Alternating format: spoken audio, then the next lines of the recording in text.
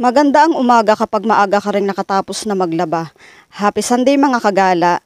Dahil ang panahon ay alanganing kulimlim, alanganing iinit, kaya naman itong mga sinampay ko ay nakaugalian ko nang dito ko nilang isinasampay sa balisbisa ng aming bahay para hindi na rin ako napapagod patakbo-takbo kung sakaling uulan man. Maaga na din si Dina nakapamalingke at gayak na sana ako magluluto pero naalala naming mag-asawa. Pupunta nga pala kami sa kabilang bahay kay mama dahil kailangan namin siyang tulungan sa pag-aayos ng kanyang kala na bumagsak. Nandito na nga kami mga kagala sa bahay at nag-uusap nga si Di at si mama para sa gusto ni mamang posisyon na mangyari sa kanyang lutuan. Kasi talagang bumagsak na siya mga kagala, ayan o puro lupa na lang ang natira.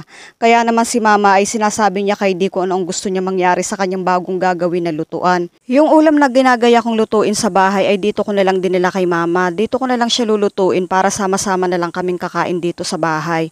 Yung ganito nga pala mga kagalang hipon dito ay 280 ang kilo. Hindi na masama, mura na yun mga kagala ko. Habang si Di ay nag-aasikaso sa paghahanda ng kanyang gagawin, ako naman ay mag-aasikaso muna ng pagluluto ng aming ulam. At nanguha na lang muna ako ng malunggay dito lang sa tabi ng aming bahay. Hindi rin mawawala mga kagala kapag nagluluto talaga yung may siling labuyo ako. Gusto ko kasi lagi mga kagala ay may siling labuyo or may maanghang kapag kumakain kami. At hindi pa dyan natatapos ang ating pamimitas ng gulay dito sa gilid ng aming bahay. Meron nga pala kami ditong malunggay bagyo. Shoutout nga pala sa kaibigan kong si Nini. Siya yung nagbigay ng pananim sa akin ng malunggay bagyo na ito. Kaya naman matagal na rin namin napapakinabangan at matagal na rin ito sa amin. Ito na nga si Di, nag-uumpisa na siyang maghanda para sa kanyang gagawin at ako naman ay tuloy-tuloy pa rin sa paghahanda ng aking pagluluto. Ito na yung ating mga kasangkapan at ang ating mga gagamitin para sa ating pagluluto. Nakahanda na siya. Habang si Di naman ay hinihintay ko na lang yung kanyang pagtawag-tawag minsan kapag kinakailangan ako sa pagtulong nitong kanyang pinapanday.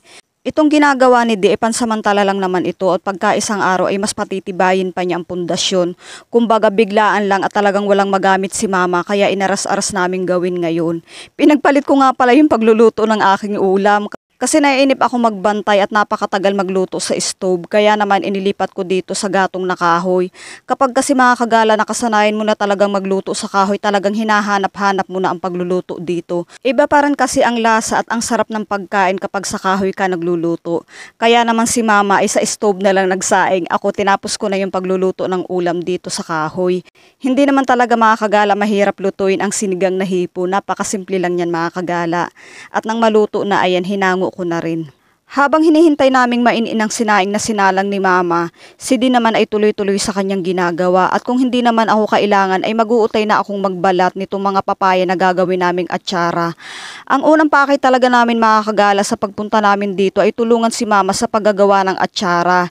Yung pagbabalat man lang at pagyayadyad ng mga papaya ay malaking kabawasan na para sa gagawin ni mama. Tapos, sakto naman kaninang maaga, nang samahan niya si mama sa pamamalingke, ay naulit ni mama na tuluyan na daw nasira ang kanyang lutuan na kahoy. Kaya naman sabi namin, gagawin na rin namin para naman iisang lakad na lang at para may mapaglutuan na rin siya agad. Kapag kasi siya ay magluluto din ng kutsinta niya at puto, ay mahihirapan siya kapag nasa lapag lang. Kaya naman kahit pansamantala, ay gagawa na namin ng paraan. Salamat nga pala sa kuya kong panganay sa pagtulong niya sa amin sa pagkuha ng haligi para sa pamalit dito sa lutuan ni mama.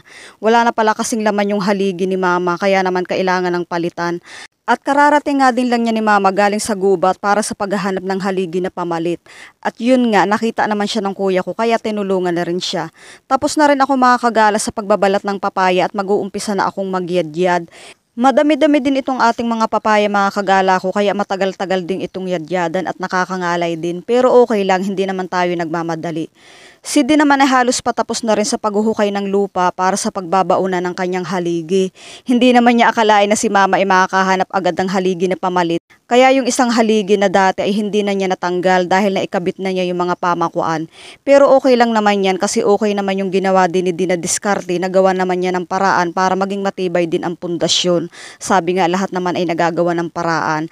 Basta ang mahalaga ay pansamantalang may magagamit si mama para hindi siya mahirapan.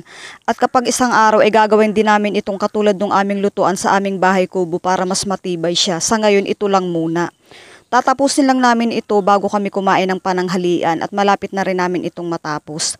Natapos ko na rin munang yadyadin ang lahat ng mga papaya at si mama na lang ang bahala na magpiga niyan mga kagala ko. Ang mahalaga ay na ipagyadyad natin siya kasi doon siya mas nahihirapan. Kaya okay na yan. Nang makapamahinga na kami at nang makakain kami ng pananghalian, ito na yung resulta ng final na ginawa ni D. Ayan, hindi na si Mama mahihirapan ditong magluto sa lapag at hindi na siya payuko-yuko. Kahit paano ay malaking bagay na ito mga kagala ko. Lilinisin ko na lang muna ang lahat ng kalat na ito sa paligid kasi nga si Mama ay may ginagawa pa. Baka mamaya ay umulan para hindi na siya makapagpaulan at para wala na siyang ganong gagawin.